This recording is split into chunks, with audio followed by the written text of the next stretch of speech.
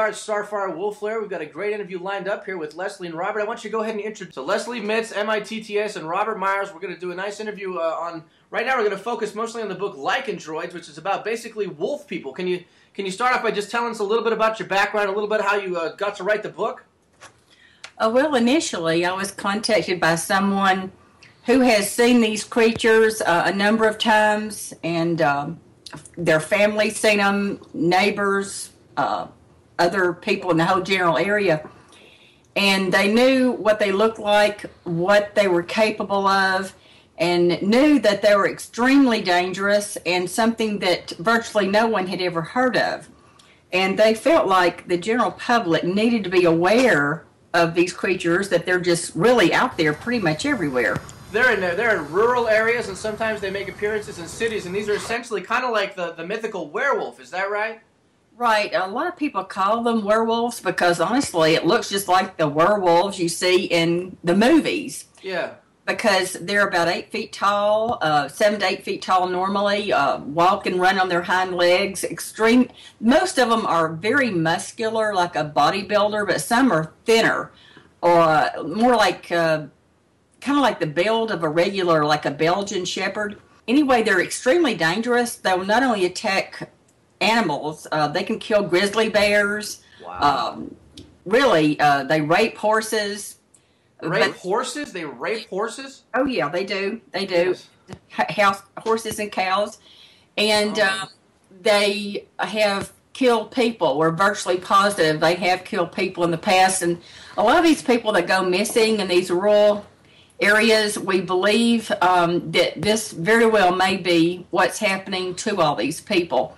So essentially, this book was written to make people aware, more of a public service kind of an idea. Yeah. And we wrote a fictional story about the creature to just let people know what they look like, what they do, where they are, and that sort of thing. But honestly, they're pretty much all over the United States, Canada, on down into Central and South America. They've been sighted in Europe, Scandinavia, and we believe also in the Asian areas of the world. And how far back do these accounts go? These are really, we're talking ancient history here, right? Because like Native Americans have accounts of these lycandroids, these wolf people, as far back as their history can recount. Isn't that right? Yes, it's hard to tell where the actual sightings of these begin and legends leave off, but it very well could be all the ancient legends about werewolves may actually be about these creatures. More sightings of these creatures than there ever were in the past. That's why most people believe these are just a mythical creature that, you know, was just a legendary story that was just made up. So let's just be very clear for the audience here. These are not mythical creatures at all. These are walking, breathing, feeling lycandroids. These are giant wolf people about 8 feet tall, and they're vicious. Exactly, and they're being seen so much more often now, not only in remote forested areas like national parks, state parks, and all that, but people that live on ranches and farms. Some have been seen in just regular suburban neighborhoods. There have been a couple of sightings in downtown Phoenix near a golf course, and also downtown Chicago near the lake in a park. So these things are coming in really close, a lot more sightings, and there's a lot of danger involved. And so many people are into outdoor activities, you know, camping, hunting, fishing, and just be prepared. What would you recommend somebody, if somebody sees a lycandroid, what can they do? Is it run? I mean, do you stand still like a grizzly bear? Do you try to ignore them? What's the protocol in your opinion? Get out of there as fast as you can. Hopefully you have a vehicle. Shoot it. Be prepared to fight for your life, but try to get away from it. But they are extremely fast in running. Their senses are hypersensitive, like their sight, their hearing, their sense of smell. So it's almost like a superhuman kind of a creature here. They've got heightened strength and agility. What about intelligence? Do you know anything about from your experiences and from your understanding of these creatures? Do they have an intellect that's on par with humans, or say superior to humans? Are these intelligent creatures? Yes, they do appear to be very, very intelligent. Like if you put up game cameras to photograph them, they take them down. They do. Yeah, they seem to be above an animal type intelligence, more like the Bigfoot type creature, intelligent, very intelligent. Right. Yeah, so there's also the possibility that these creatures, we don't know if they're like natural or if they're like ET or like a combination of the two. And there's also indicators that these creatures have been hybridized by some faction of like the military, Yes. probably to use as super soldiers, because I know of at least one instance where one was killed and found to have a computer chip in it. You're kidding me. Is there any kind of documentation where our audience could go, or was this hushed up real quickly? Extremely hushed up. I cannot tell you where this happened or how I found out about it, but yeah, that's why we're thinking these creatures, whatever they may have been originally, that some faction of the military is hybridizing them to use as super soldiers, and apparently that would be against just general citizens. But Right. out here, there's probably these natural ones, and there's also the super soldiers, and you don't ever know which one you're going to be encountering. So maybe it could have started out more like maybe like a Sasquatch, which was something that was found many years ago. You know, many thousands of years of accounts historically, and maybe the government here and elsewhere got onto these guys and said, you know what, we've got some applications militarily for these lycandroids, and then they started maybe capturing them, chipping them, training them, genetically modifying them, and enhancing as much as they could with cross-breeding programs. Is that possible? Yes, I believe it indicates it may have happened with some of these scientists that came over with Operation Paperclip, you know, the Nazis. Sure, the Nazi scientist program, where basically after World War II, Yeah. Nazi scientists were hired by the U.S. government to do a range of programs. Exactly. Yeah, we believe it's scientists with the darker side of the scientific, military, government type groups, that they're the ones that are hybridizing these to make them into super soldiers. But still, there appear to be some out there that may not be super soldiers, but maybe just flat out killers. For instance, there was one incident back in the 70s in the northwest Tennessee, southwest Kentucky area. It was a recreational area where a family of 4 was essentially slaughtered. I mean, Wow. torn to pieces. My goodness. And it was just a family-type camping area. And we're virtually positive it was one of these creatures that did that. It's really scary because you have to take there's mythological kind of implications here, and there's a lot of people who really aren't going to really believe it, or at least not at first. They'll be skeptical. But when you really put together that there's real blood, there's real tragedy, real loss associated with the victims of these lycandroids, you have to take a step back and say, what the heck is going on here? What are these things capable of doing? What is this about? What I'm wondering here is what you can tell me, just sort of generally, that in your experience and with your knowledge, your breadth of knowledge on this subject, what is the most important thing that you can really warn us about these creatures? Is it that they're becoming more frequent, that the sightings are happening? Do you think that there may be like some sort of coup or some sort of build up where they might attack en masse, or that the government might use them in some like coup de grace during an insurgency against the people, like say we're being wiped out by the government, and these things are at the forefront to just do massive casualties as quickly as they can? Yes, I've been wondering if that might be the purpose behind some of these that do appear to be these hybridized super soldiers. I don't know what else the purpose could possibly be, because it's obviously some kind of a secret project, and that's the only thing I can imagine is for decimating large groups of people, or keeping people under control, located in their homes, not leaving, because these things can just rip doors off. I mean, you know, no matter what you live in, they can get into your house anyway. But yeah, they're totally deadly. Have you actually seen a lycandroid, or can you talk about it if you have? No, I personally haven't seen one, but a lot of people have, and there's eyewitness accounts of them having been seen all over the country. Have you seen, or have you spoken directly with somebody who's been in direct contact with a lycandroid? Yes, I have. Did you sense sort of a panic, a serious fear, like an intense kind of fear, a petrified sort of emotional content to the person who had seen this lycanthroid? Do you think they'd ever be the same? Well, this person, one in particular, they're accustomed to seeing Bigfoot because they also live in their general vicinity, and they have no fear of large creatures like that the way most people would. And I've spoken with people that have seen these. They're hunters or they're in the woods a lot. They hunt large game like grizzlies and so forth. But these things here absolutely terrify these people. No kidding. They absolutely terrify. Now, have you any accounts of people who've successfully shot and killed a lycanthroid? I remember that you said something about if you see one, if you can't get away, prepare to defend yourself, and the best way to do that might be to shoot them. Do you know of anybody who has shot and killed a lycanthroid? Right, and I for their own safety, because of this secret military government thing, I can't reveal where they are. Right. However, they're in the back of the book. We have a lot of the factual information about the history of them, where you find them, what they look like, their behavior, incidents, eyewitness accounts, and there's also a photograph of a footprint of one of these creatures, and their footprint is absolutely huge. It's much bigger. It's about the size of a grown man's hand, like three of them, three large men's hands. Right, okay. They're huge footprints. These things are enormous. Yeah, and there was one lady, her account is in the back of the book, where she was attacked, and she was lucky, I would say, to be alive. But this thing, and it was one of the small ones, one that did not have the bodybuilder kind of a shape to it. Right. And it almost turned over a horse trailer that had a tack room attached. So those things are huge, and they weigh thousands of pounds, and it tried to turn it over on top of her.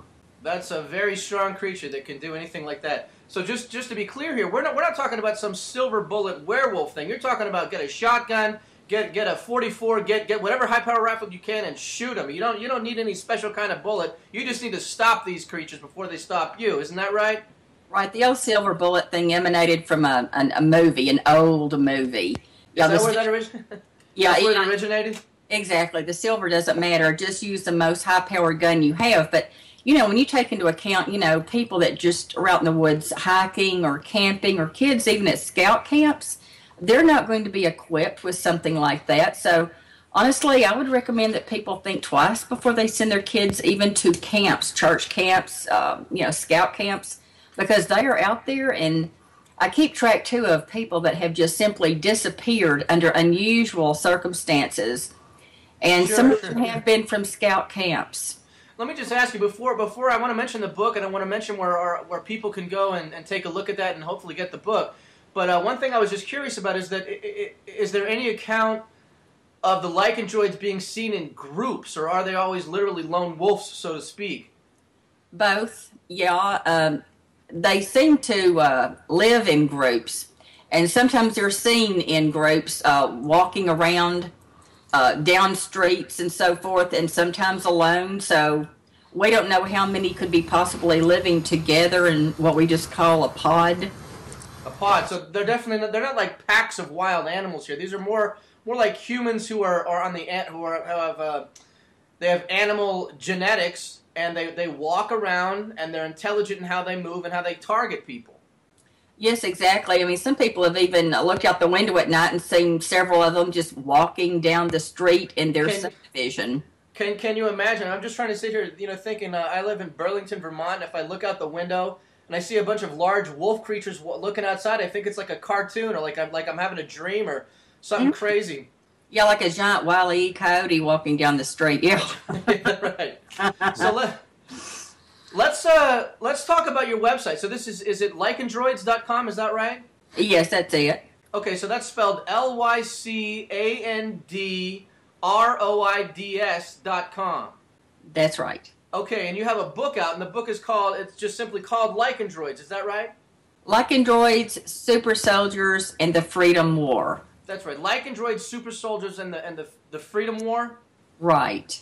Now, it's funny I don't remember that title, because I do remember reading about 140 pages of it, which I'm about halfway through, and I've been very enthralled by the book. I find it's a real page turner. I wasn't sure what to expect when I first started reading it, and it comes out. It's hot. It's pretty electric. It's very, very engaging, and it's got some. It's got a lot of buzzwords in there that I identified with. They talk about the New World Order. They talk about different phases of technology. They talk about the extermination plan. Robert, I wonder if you might be able to cover a couple of those things. I know that you're very knowledgeable on that topic. Thank you for having us on the show. And I'm Robert D. Miles, author, screenwriter, producer. And most people know me from some of my work in the past, such as Fast Walkers, which was a acclaimed UFO extraterrestrial documentary, and also an earlier book, which is called Safe Space. And I was drawn into this project in part because of the interdimensionality aspects of this particular creature, the lycandroid. Talking about by interdimensionality, is it possible that these creatures have been transported through some sort of dimensional diversion or some sort of transport system or something like this, or can they reach the interdimensional plane?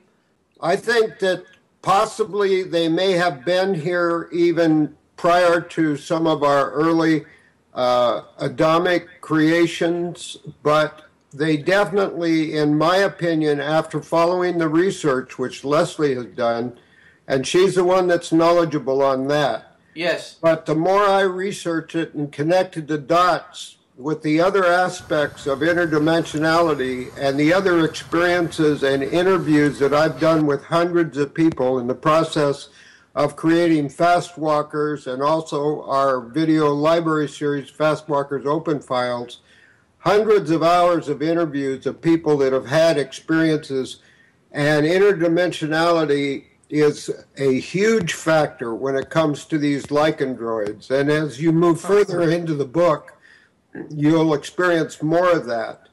But what was drawing me is the fact that, like you, I had a hard time believing that a creature like this actually existed. Sure, I mean, anybody with common sense and anybody who's just lived sort of a normal life, you're going to be skeptical. You're going to say, there's no such thing as a real werewolf. What started to interest me when I was reading it is that you were talking about some very real things, and I also understand that the government has been caught red-handed doing all kinds of genetic experiments. I heard on a radio show several years back about how there was some subterranean facility in the South was responsible by the government for producing these baboons, and these baboons were chipped, and these baboons apparently can jump really, really high distances, and they have incredible strength. So if they were to go crazy during some sort of civil revolt or civil uprising, they could just tear the limbs right off of human beings. They can manipulate dolphins. They can do all kinds of things. So it's certainly not too far out of the realm of possibility, just from what we know. And also it's backed up by all kinds of Native American accounts of these lycandroids. These werewolf or these wolf people really appear to have a very solid foundation in historical accounts. I was privileged to meet John Lilly, who did the book Day of the Dolphin, and who was under the control for a while of the CIA and his program with the dolphin experimentation. And he went public and just blew the whistle on some of those types of crossbreeding and cross-genetic, not just experimenting, but actually getting and developing working species that were trained and capable of doing this.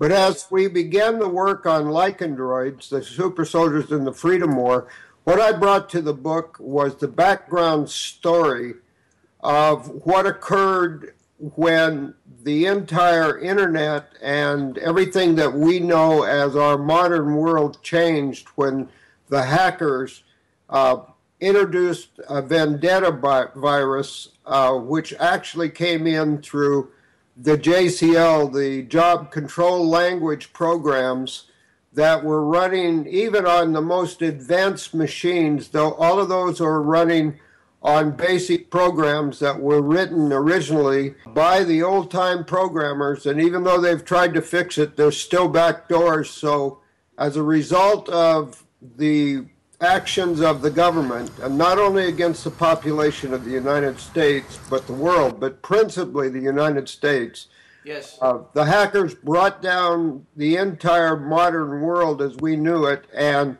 suddenly we have people who are going back to the most basic level of living and trying to be in touch and trying to live their lives under the most diverse and the most desperate situations. And that's why we chose to use two different groups. One group near Chattanooga, Tennessee, near the Georgia Guidestones, and another group in northeastern Arizona, and interwove the story of the drama of their lives and also a love story of two people that are separated by the results of what had happened in the world of 2015. Good. What's a great book without a good love story in there, right?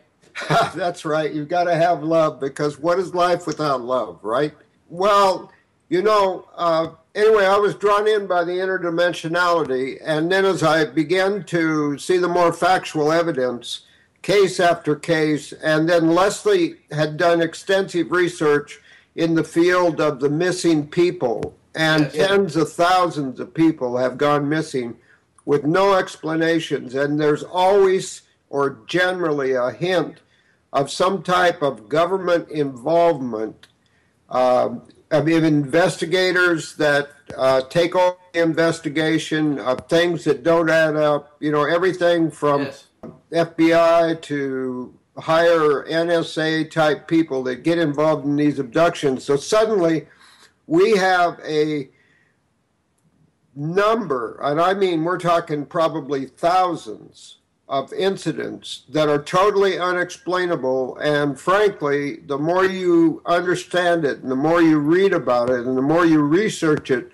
this could be the key that unlocks a number of those things. So it really could be these lycandroids, these wolf creature people, they really can be the doorway for us to understand what the heck the government's up to in a lot of ways. They might be a lot more central to these disappearances, to interdimensionality, and to other things that we find very mysterious about what's happening. And most people don't think of lycandroids. I don't think I'd ever heard of a lycandroid before I started to read your book.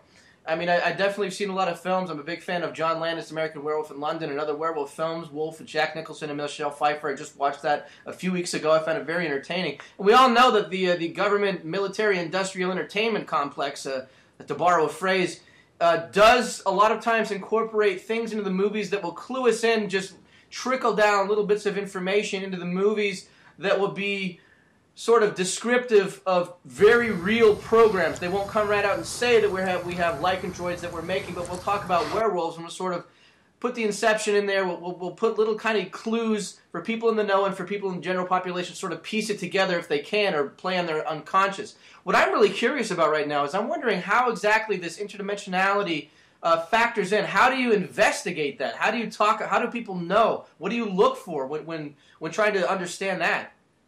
Well, more and more, the whole subject of interdimensionality is coming into the privy of the scientific community. And, when I first had my own extraterrestrial contact, and I was given the 5-cent nickel tour being aboard a spacecraft and departing from this planet and visiting some of the local destinations within our solar system, I tried for 35 years to understand how that could possibly be when I knew it wasn't a dream, and I knew it had happened, and I knew it was real, and I knew that there were shuttles leaving from this planet and coming and going from this world that we call our world is multidimensional. And over the years, the scientific community have come up with what they call, I'm sure you guys are aware, the multiverse. And then you get people like Miku Keku, who talks about the string theory aspects of it and the fact that there may be as many as 9 dimensions operating simultaneously. Michio Kaku, founder of modern string theory, calls the theory of everything that's incomplete. I think Carolyn might be trying to get him on the show, and he's certainly fascinating, and he's maybe an expert about this interdimensionality. I'm wondering I have to ask you this. When you were on the alien craft, was it, first of all, was it an alien craft, or do you think it was a terrestrially made craft? Well, first of all, I wasn't abducted. Okay, I went very, very willingly. You had a very pleasant, this is one of the good experiences. Fortunate that way. I want to just ask, how did you feel? I mean, for all of us who've dreamed of being taken on a spaceship, and if you look at the NASA footage, if you just take a look at the videos right outside our atmosphere, there's thousands of these things. They're all over the place. You can't get away from all the UFOs out there. We know they're there. There's 35 new videos every month showing up with UFOs all over the skies, a lot of them government, a lot of them extraterrestrial in origin. So we know they're there, and I'm certainly somebody who's very, very, very deeply had sort of imaginings about what it's like to go outside of our atmosphere, to go outside, maybe to another planet, hop a ride there, and just to see what it's like. The first thing that I'm inclined to ask is, how did you feel when you were out there dancing with the solar system there, taking a look at things around in space? Well, the first thing I want to make very clear is that my visitor and the visitors that I visited with were very positive, a very positive civilization. I hesitate to call them a species. I would call them a civilization from another star. And the energy field that they radiate when you come into their presence is so incredible that it literally lifted my own resonant frequency, if I can use that term. My body harmonic raised, and it was the difference. Quick analogy is we've all had our finger in a light socket or touched an electrical wire, and that's 110. Well, this was like 440. I mean, it was like 3 to 4 times the resonant frequency that I, as a human, normally experience. And that resonant frequency, from the moment of my contact, and I was aboard my sailing ship that I had built in Portland, Oregon, a trimaran, and sailed down the Oregon coast, sailed to Hawaii, and lived on the boat for 2 years there, touring the Hawaiian Islands. I was in Alawai Yacht Harbor, which is a huge yacht harbor with perhaps 300 boats right in downtown Waikiki.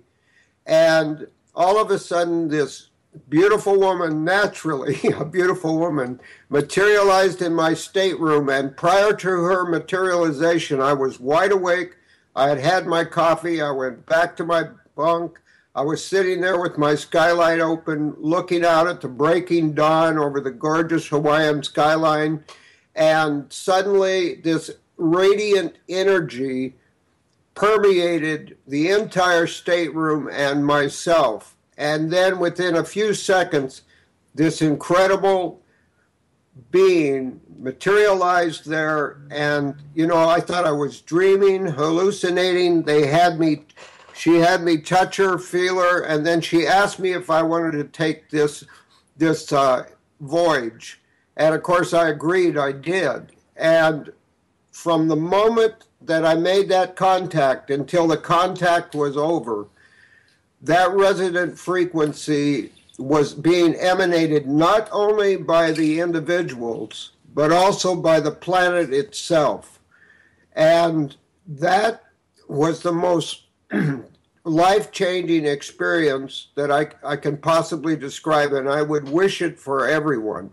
I'm sure our audience can kind of sense it. I sense a sort of there must be some remainder of that excitation, that positive energy that's still there, that ebullient sort of, excited feeling.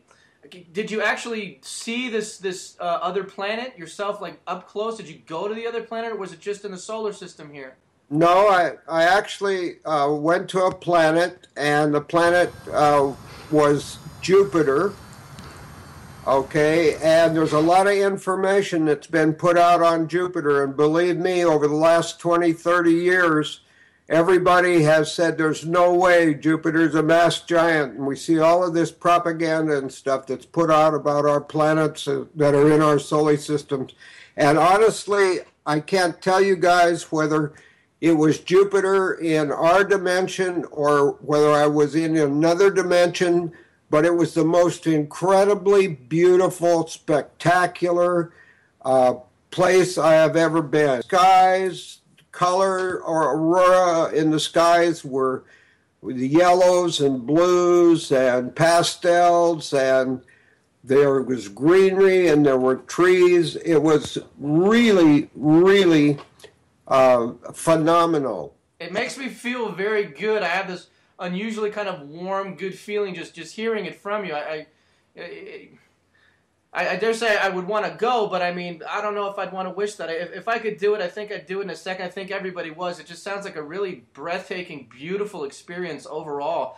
And we touched a little bit back upon interdimensionality again. I'm wondering if we could just kind of get back to the lycandroids here just a little bit. I don't mean to pull us back from such a beautiful, powerful moment in your life, but I am very curious about this interdimensionality, how it ties to lycandroids, because our audience might need to be clued in. It might help them to know as a doorway to understanding, as a key to go into that door to concluding and wondering what's happening about our government, to get all the information, these pieces together. How do you think lycandroids are using interdimensionality if they can? What sort of information do you think the government has about their interdimensionality and their powers with it? And is there anything else that you can tell us about this interdimensionality?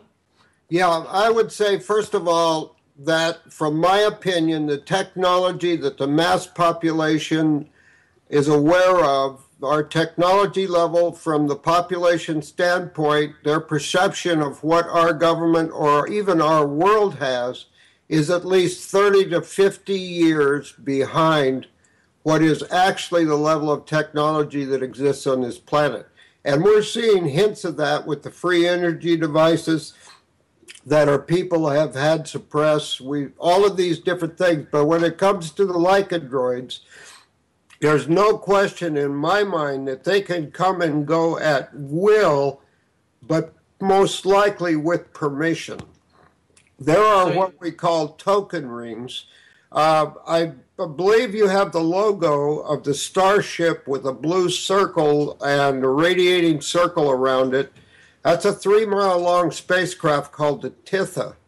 And that is a token ring, which some people would call a wormhole or a portal.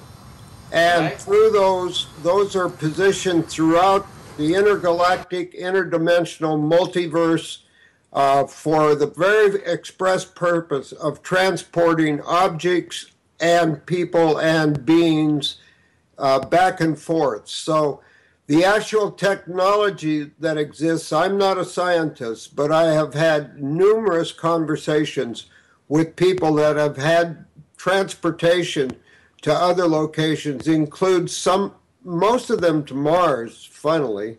There's a lawyer in Seattle that you may be aware of that has talked numerous times about being part of a group of children that were trained and learned to transport, and they were transported right out of downtown city by simply walking into an elevator. Wow. If you can accept the premise that we're being lied to, you know, not too hard for me, by the mainstream media, then take a look, and you know about exponential expansion.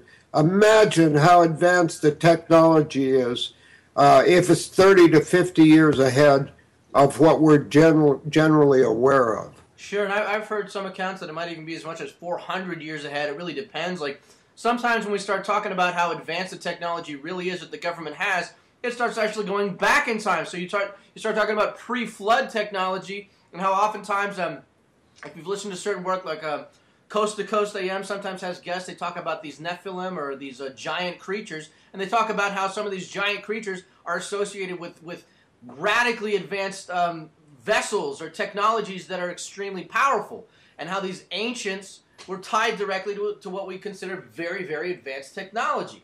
Now, I know there's a man named Freeman of the Freeman Perspective, and he says that his opinion is that Mars is actually what became of Atlantis. He thinks that Atlantis was Mars, and because the word for Aries, Mars and Aries, I guess Aries is Mars, so he thinks that the Aryan people here are the chosen people. He's not a Nazi, but he's saying that they're sort of a dominant force on this earth because of this relationship with Mars. Now, you're saying that these lycandroids really are interdimensional, and they're not really interplanetary, but they could be, or could they not be?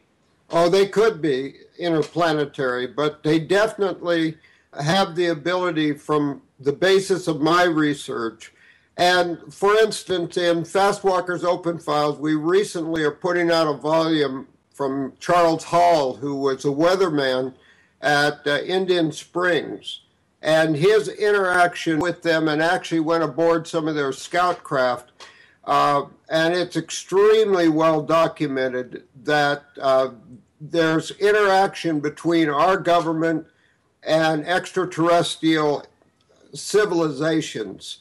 And there, in my mind, the lycandroid is just another tool in the arsenal of the, want to call it the secret government, the New World Order. But remember that when you boil it all down, it comes down to the basics that are written in the book Lycandroid Super Soldiers and the Freedom War, and that's how does it affect you and your family on an individual survival basis if you're confronted tomorrow with what we see rolling out. And the book, as you continue through it, will roll out what happens when people have to sort it out for themselves and somehow survive in the midst of such a changed world.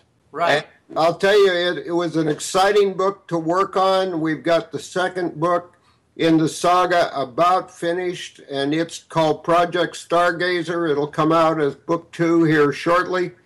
But people need to think about their own personal survival for themselves and their loved ones, and they need to have a to-go kit. You know, they need to have some kind of a collection of the most necessary items, all the way from fire starters to some way to purify water. They need to have these things because, as you guys know, every day we encounter another incident where we're challenged if we're going to make it through what is probably a planned extermination of 85% of the people on the planet. Everybody get that? That's a planned extermination of 85% of the planet. Now, this is something, there's a buzz in the community about this, the conspiracy world about this, that it's actually coming. It's been predicted many, many times in many different ways, this apocalyptic kind of mentality.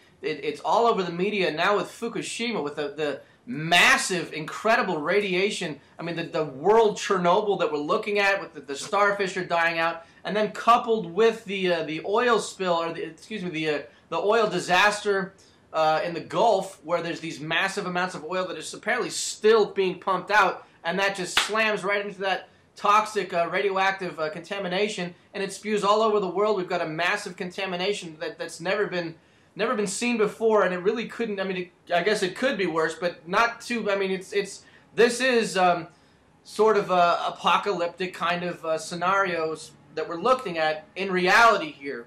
So these lycandroids, they might actually come out, and they might assist with this depopulation plan that the government seems to have. And this is something. This is, you can look at it as a survival kit. The Lycandroids book. If you want to be the ultimate prepared person, you might want to pick up yourself Soldiers in the Freedom War. Speaking of that, Georgia Guidestones were established, and for those who aren't familiar with them, they're actually marble monuments that are written in 8 languages, giving almost a epitaph to the survivors, and they say the population of the world should be 500 million. Right, and by some accounts, we're actually over 8 billion. I wanted to bring up Dr. Len Horowitz because Sure. part of the Fast Walker interviews, and he's in the Fast Walker film, he did the research on Ebola and AIDS, and he published his books, and he gave an account. And honestly, this has been, at least 6-7 years ago, where he came right out and said, here's the plan for the extermination of 85% of the people in the world. AIDS and Ebola were manufactured viruses and released on the populations, and there's absolutely not the only ones. There's a plan there, and it's being carried out step by step, and it's frightening, but not nearly as frightening if you're prepared for it. Yes, yes. Preparation is certainly the key on just about anything that we need to do that's going to be for survival. Everybody knows that you got to prepare. I think the Boy Scouts motto is "Be prepared." A lot of people aren't familiar with HARP. Right. That's the High Altitude Auroral Research Program. Exactly. And another person we interviewed, Dr. Nick Begich, and he has written books and spoken of it, and he talks about how there's all of these patents that have been given by the United States government for microwave transmission of thought and voices into individuals' heads. Sure, and I've seen there's a really interesting documentary that you can find on YouTube. It's pretty obscure. It's called Project Monarch.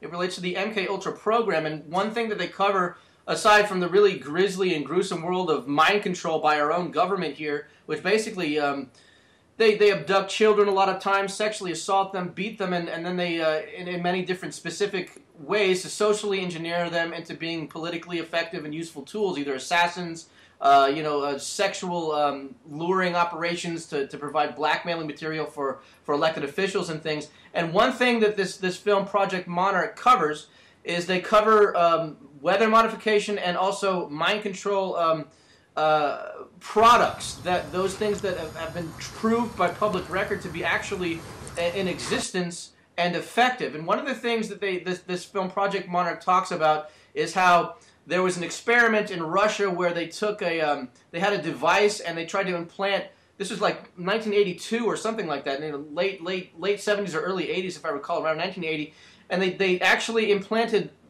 words, thoughts, and pictures into these people's minds, and the people had no idea that their mind was being invaded. So this High Altitude Auroral Research Program, which is based in Alaska, that's the one that we know about. A lot of people, talk about how it can make earthquakes and tsunamis and typhoons and things like this by focusing large amounts of microwave radiation into the atmosphere, which then ricochets it back to the Earth with a specific intensity and geographic locale. But also these microwaves happen to be broadcast on the exact same frequencies of human thought. So they certainly can be used to manipulate human emotions and human ideas. So we are definitely being massaged like dough. We're being prepared for this apocalypse, it seems. And I'm just a little bit more curious, something about the connection between interdimensionality, between the depopulation movement of the United States and really the connected world government and these Lycan droids. I was just wondering, I had a sort of thought. I mean, do you think these Lycan droids are kind of, I'm kind of getting way out here, but I'm just curious as well. My creative side's coming out. I'm wondering if these Lycan droids are just used for this kind of depopulation program on many different worlds. If they can travel all around the galaxy and through interdimensional portals and pathways, you think they just pop in for a couple of 1,000 years and massage the population with the government and then wipe them out when it's time to exterminate them? You think they're just sort of the assassins of the apocalypse on many different worlds that are very similar to ours? Is that possible? And on the HARP thing, there's 8 established HARP locations now on the planet, as well as a floating HARP facility that's being created. Floating HARP? This is one on water? Yes. I picked up some stuff on the internet of pictures of one that was being created. I believe it was in Seattle and was going to be taken out. But going back to the Lycan droid, Planet Earth has given a license to some civilization, and I would call them the negative side of the civilization equation, to export humans not only for food, not only for particularly women for breeding purposes, but also for mercenaries. Because on this planet, there are some of the most trained, deadly human killers that have ever existed, certainly on the face of this earth. Some of the most incredible warriors are in development, exported humans, to do the very things that you were talking about, to exert population control and domination on other worlds. Right. That's a really scary and fascinating prospect just in itself. I'm sort of stunned by this idea that these lycandroids are sort of behind or are very integral to a human slavery movement. We all know that the genetic breeding programs are very they're very popular to understand, as far as, like, you know, there's the difference. Different gray aliens are very well known for having different breeding programs. Some people say that one species of gray is about to die out, and they want to save themselves by hybridizing with the human population. What's really interesting coming out of this interview about lycandroids for me is that it's possible that these lycandroids might have some sort of role in trade as we know it, or, I mean, we would even call it business maybe, but some sort of factoring into this genetic interplay between species here. So they might actually, in a sense, I mean, to be very crude about it, play sort of a slaver role. Is that right? Yes, and there's one factor that needs to be considered, and that's that were the events to occur that are outlined in Lycandroid Super Soldiers in the Freedom War, where the Vendetta virus successfully brings down the government operation, and I don't mean just our government, but the super government, then there are lycandroids that have been loosed, and they are actually breeding naturally upon our, and this is a whole nother level of lycandroid. And the question really is what traits will they carry over from their, as protogen, compared to what the original lycandroids, and there are different models of lycandroids that have been developed. And Leslie can talk about some experiments that we've researched at Dulce on the development of these creatures that are expounded upon in the book. But Leslie, why don't you talk about that? Well, what research I have found is that a lot of these paperclip scientists did go to Dulce, and there have been a lot of experiments apparently going on there genetically. And, you know, you can let your imagination run wild as to what it could be, but there's a strong possibility that that's where this lycandroid project may have emanated from, because some of the earliest sightings of these creatures began kind of in that general area and then started spreading out throughout the country. These lycandroids primarily are seen along the west coast, across the north central and down the east coast, and across the whole southern United States. The whole central part of the United States, where you might find the grassy plains, not much as far as forested areas, there are fewer sightings in that area. But initially, they seem to emanate from the Dulce area. Yes. So I'm curious, Leslie. Is there any sort of artistic account from say, you know, several hundred years ago, like cave art or Native American or any other accounts in anywhere that actually depict these lycandroids in a physical form, like in a two-dimensional drawing on a wall or a painting or anything like that? Is there anything that's surfaced like that? I don't know of anything that's actually like carved in stone, so to speak, or anything like that. They're just Native American legends, but also it kind of merges over into the skinwalker legends also.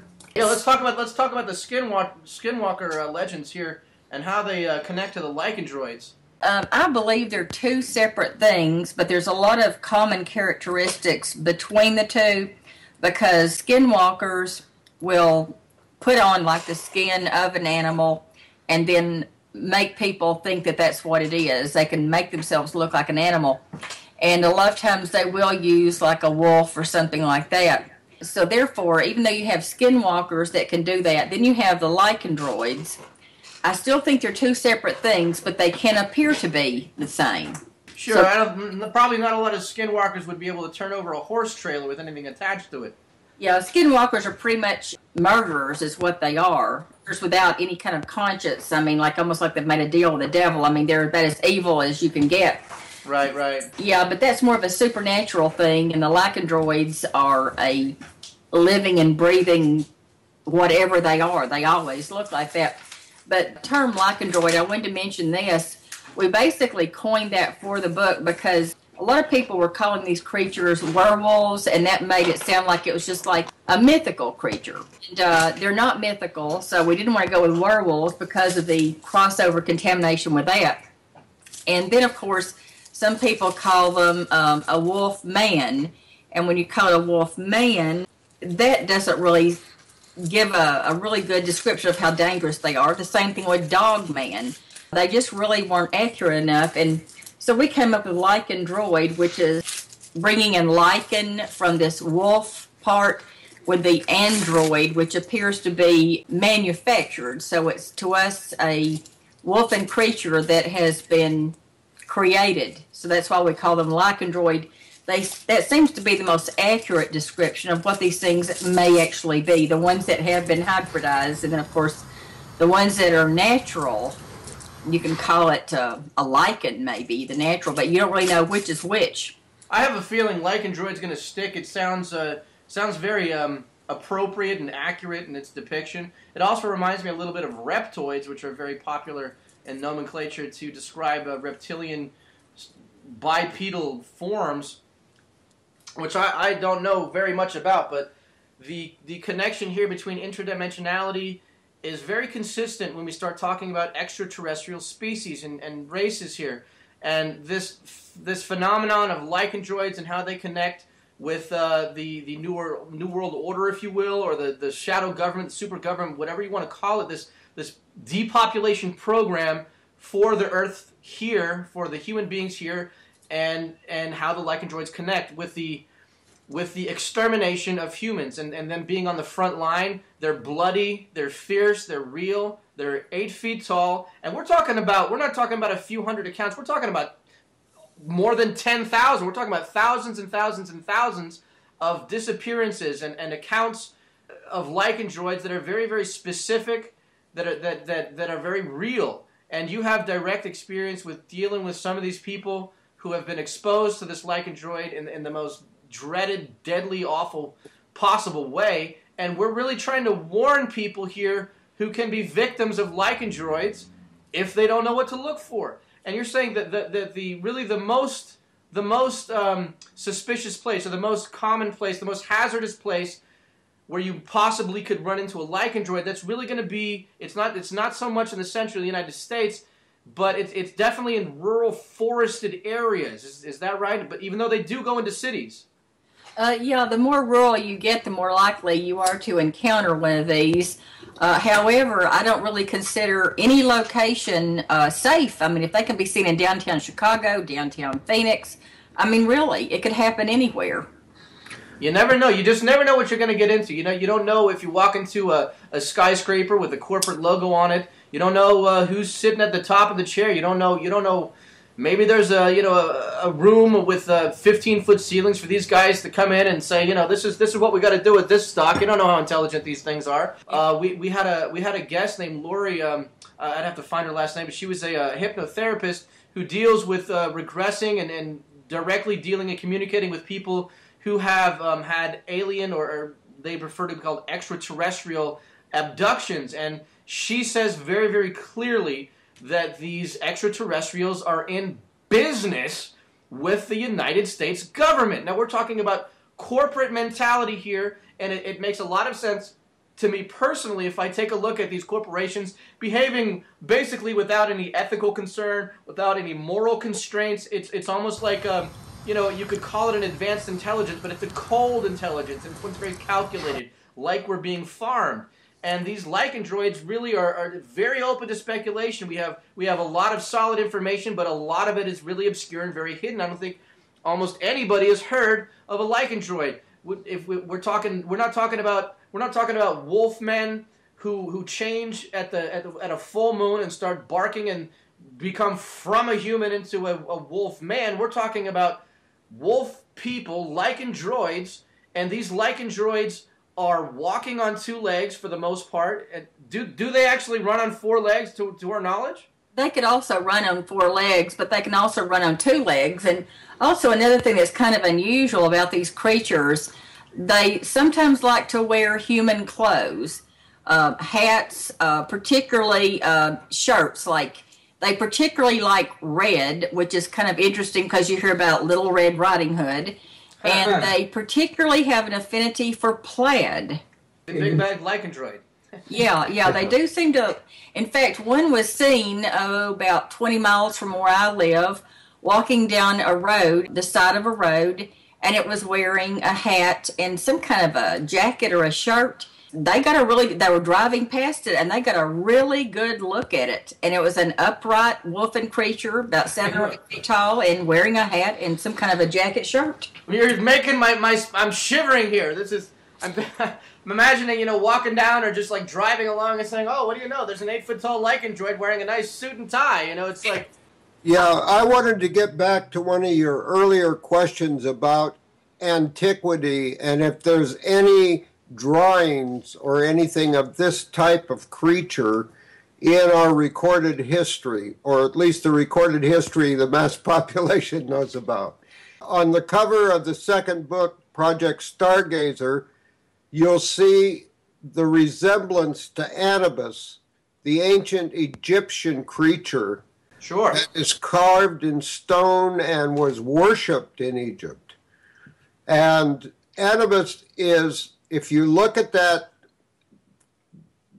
drawings or those carvings of that particular creature, and then you just do a little bit of stylizing, which people will see on the second book cover, you'll suddenly recognize that this is not just a creature that has appeared recently. This is a creature whose genetic roots, at least, have been on our planet for millennia. Sure. So that's Anubis, and he was god of the dead, I believe, and he was replaced by the god Osiris in the Egyptians. That's a very good point. It's very curious because we're talking about somebody who had a jackal head and walked on two legs with a man's body. Now, this is exactly what we're talking about. This is ancient Egypt we're talking about. And some people, we can talk about the pyramids all day, but we certainly know that they're very, very old, however old they really are, probably thousands of years older than history is accounting for, honestly, at this point in the popular medium and notion of it. But these creatures and these gods that were on these hieroglyphic depictions of life in ancient Egypt, the ancient Egyptian culture there with the pyramids, they're something. They're there. They are there for a reason. And I don't understand any reason why we wouldn't think they're just exactly as they're being depicted. Now, here's a little side on here. I happened to watch a special. I don't know if you're familiar with it. It was a National Geographic special. I think it's called The Secrets of the Pyramids. And what happened was there was discovered inside the Great Pyramid this gigantic transom, this 2 foot or something, 1.5 foot by 1.5 foot tunnel that leads up, and it's up a steep incline, and then they didn't know what the heck was at the end of it. It was just discovered a couple of years ago. So they built a little rover, a little tiny, like a little tracked kind of RV unit to climb up through this transom, and then they got all the way to the end. And what was at the end was really fascinating. That it was a hatch. It was just a door with two kind of latches on it that could pull the door or push the door open, and that's where that special ended. It's a bit of a spoiler, but that's where that special ended. Now, I went on to YouTube and I started searching because I knew that it was National Geographic and they're probably not going to disclose everything if they found something really interesting. What they ended up doing in the National Geographic special is they drilled a hole through the door, put a little camera through it, and they discovered another large door that they didn't go anywhere through. They didn't pull the door, and that's where the special ended. But this is the really fascinating and interesting part I wanted to bring up for our listeners. The stone that was directly above the hatch, the last stone in the transom just above where you would pull out and go into this room where there's a door at the other end of it, had very interesting depressions on it, had a bunch of marks on the stone. And you might think at first glance that it's complicated or it's chaotic. It doesn't have any order or any intention behind it. But there was a very learned astronomer who noticed these depressions. And after examining these depressions and comparing them with ancient star calendars, he found that it was an exact match for how the stars looked about 12,000 years ago.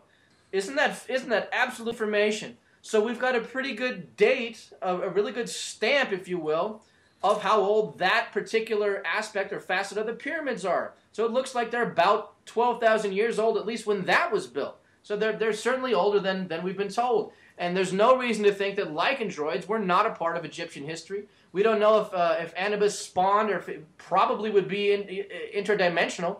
I know that the Egyptians felt that the soul had to leave a certain window, a certain opening, orifice of the pyramid. Interdimensionality certainly does play a part in life and death, in the inception of life and in death. We need to travel somewhere. And we're talking about astral travel. We're talking about the soul being able to go from one place to the next, and that certainly does encompass some kind of interdimensionality. Would you concur with that analysis? Absolutely, and the more you trace the history of the Anunnaki and the experimentation upon the human race, I mean, let's face it, those civilizations that were interacting with our planet at that time, they had the ability to manipulate the genetics and the whole physiology of the human creature.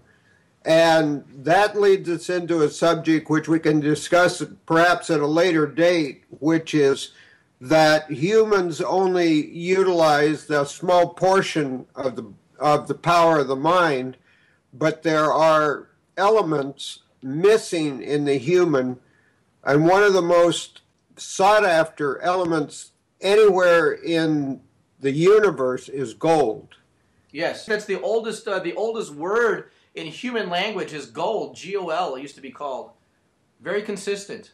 Humans have never had gold in their physiology, but I've done a lot of research on the effects and some of the scientific side of having gold as an element in the human body and the pathways that it opens to the mind and to the brain when a human being has gold as an element. Yes. Along with the iron and the other things that are very, very typical in the United States. Yes, and this is something that was very common to Egyptian in their accounts. It was called mufkazit. I'm not sure if I can pronounce that accurately, but it's basically a bread form, if you will, a soft white powder form of gold, and they felt that it was very integral to achieving an afterlife. Longevity is one of the things it affects, and you're talking about monoatomic gold. Yes, that's right. From the Hebrew side of it, it was called manna. Yes. So what a fascinating adventure we face as individuals, and it's programs like your guys's that is putting the information out to the population of the world that's smart enough and aware enough and sensitive enough to be listening, because as you guys know, we're all faced with the day-to-day problem of how do we make enough money to survive, how do we educate our kids, how do we take care of our physical problems, and there's very, very little time left, and people don't have time to read. People don't have time to research. People don't have time to do anything except maybe go visit the kids or make a quick phone call. It's so important that people hear shows like you guys are producing and like Dark Matter Network is putting out. And we just congratulate you Thank you. on the fact that you're doing it, and you're doing a spectacular job. Thank you so much. I want to thank you again for that. I want to wrap up in just a second. Maybe we might have a part two. This is so interesting. I don't know if we can resist, but I want to give you a chance to put some websites out there and to give some people some links. I got to say, as far as the Starfire Wolflair program, we're working very hard. I put a lot of hours, a lot of work into the second show. It was the first time I was doing a audio engineering and sound design for that. We're going to get better and better each show. We're going to get better sonically, and our content is building up. We've got some fascinating interviews. This has been absolutely a pleasure. It's very electrifying to speak with you both. I can't thank you enough for coming on the show. And I'd like to just go ahead and give you an opportunity to kind of talk about a little bit with where people can go to find out more about your projects. You talked about the film you have on Netflix, and that's won an award. It's got some acclaim. People to know where they can get their copy of Like Android Super Soldier and the coming Freedom War, the Freedom War. You can get more information about Robert Miles and Leslie Mitz.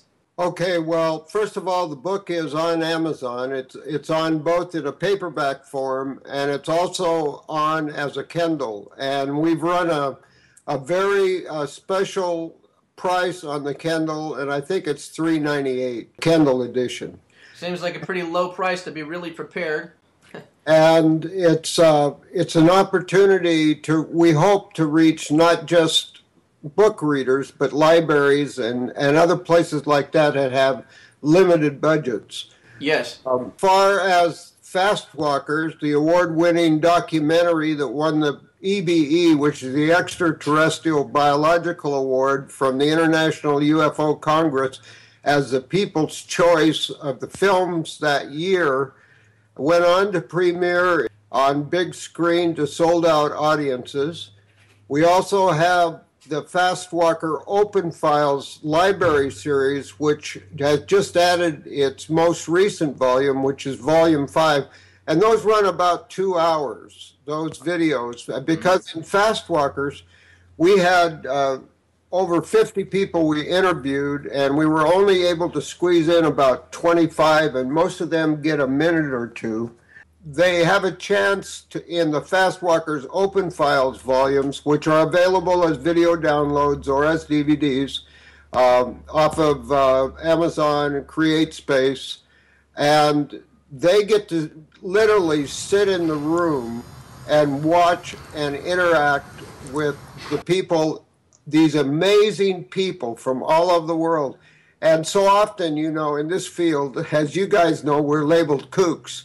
But when you hear the tremendous amount of scientific knowledge and get the straight scoop from these people who have been there and done that, your perception changes. Even my son, who's a producer and a director and has lived with me during his growing up years, having had my experience, was so very skeptical until we went ahead and we filmed the interviews for both Fast Walkers and Fast Walkers Open Files, because it totally changed his perception about who these people are and what they're like. And our most recent volume, Volume 5, which I think is just going up today, it has an incredible interview of Wendell Stevens. And Wendell Stevens has been recognized by people all over the world as one of the most knowledgeable people in this field that has ever lived on the planet. And unfortunately, he passed away.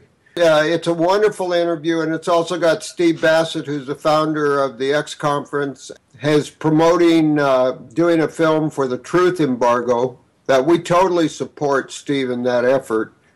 And on Volume 4, we have Monsignor Geraldo Balducci, who was the chief exorcist for the Pope and wrote all of the books Vatican uses on exorcism. And wow. And in the interview, Geraldo Balducci, and we have the only English translated, Paula Harris did the translation on camera with him, where he actually says that we are visited by, well, individuals. I don't think they weren't angels. He didn't say they were angels, but that God's creations go much further than just this planet alone. And he was the first notable figure from the pontiff level who made that statement, and he has also passed away. So there in the Fast Walker Open Files volumes, people can check that out at fastwalkers.com. And as far as my earlier book, Safe Space, that's available on Amazon. are excited that we're able to put this information out. For Leslie, it's been a life journey, but she's had her own contact with extraterrestrials. So I'll let Leslie kind of sum it up here. Experiences I've had with the ETs, mine were the Greys, but they didn't seem to be particularly bad. They wore the hooded robes, and from what I hear, not that many people have seen that particular type, but I've had several encounters with those. I have quite a bit of memory from those experiences, not a lot, but some, and underwent some regression with Dr. David Jacobs and got in on the tail end of his book, Secret Lives. But yeah, there's apparently many, many different types of ETs out there. I would say some are very good, some are very evil, and then there's all the ones in between. Now, I have to get you together with Lori McDonald. I really want you to come back for another in-depth interview. We can cover a lot of things that we weren't able to cover today, such as your experiences with the Greys. That's something that I know I'm personally fascinated and very intrigued by, and I'm drawn like a magnet to that subject, so I hope you can come back. I want to say, Leslie and Robert, thanks for a fabulous interview. I think our audience will agree. I mean, this is very simple. It's very exciting for me. I'm very enthusiastic about it. I can't wait to share this with our audience and share it with Carolyn and have you come back. Yes, and there is a website, likeandroids.com. That has information on it as well. Okay, and that's likeandroids.com, lykandroids.com. There's plenty of information out there if a person just goes into Google and Googled either myself or the book. Robert Miles, Leslie Mitz, thank you so very much. Please come back. We'd love to have you again, and we'll be looking forward to hearing you on the broadcast. Thank you so much, you guys.